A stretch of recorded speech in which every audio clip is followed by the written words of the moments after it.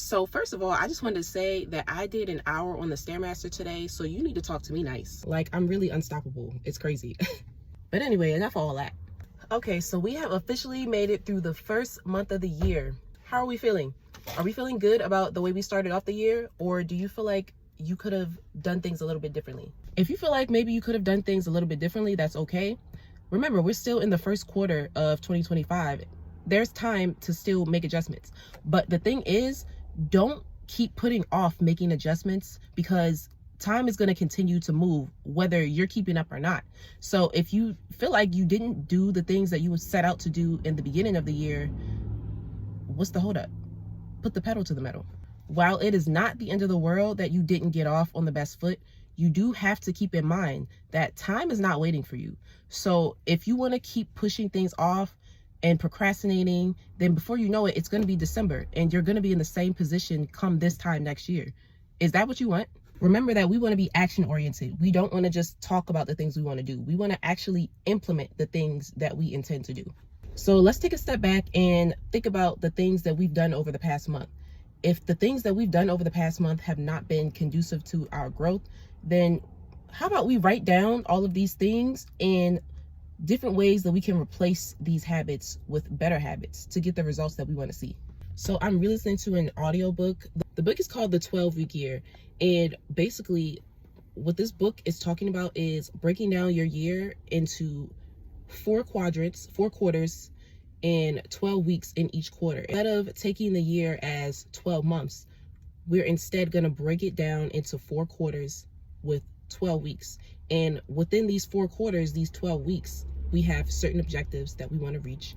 And we need to write down the steps week by week, how to achieve whatever it is that we want to achieve. I would suggest either listening to the audiobook or reading the actual book so you can see what I'm talking about. I'm not the author, so I can't break it down. I mean, I can break it down a little bit, but like, I'm not the author, y'all. I want you to read the book or listen to it.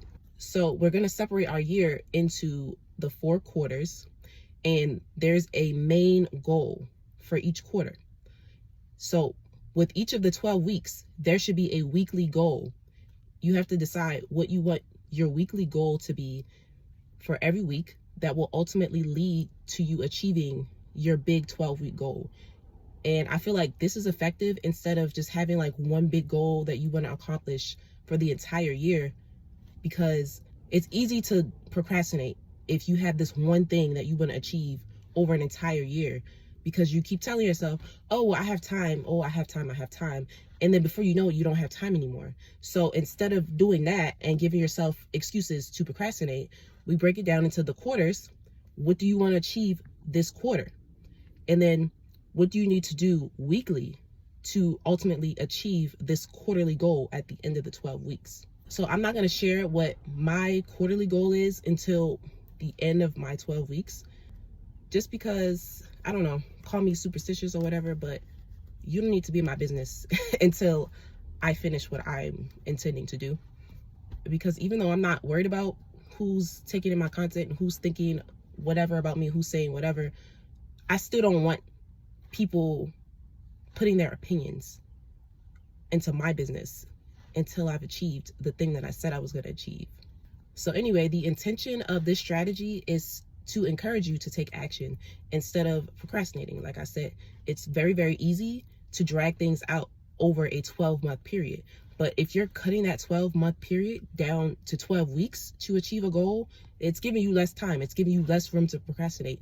So you're either going to do it or you're not. We want to be as action-oriented as possible because we want this to be a great year. And the only way to make sure this is a great year is to make sure that we're taking action.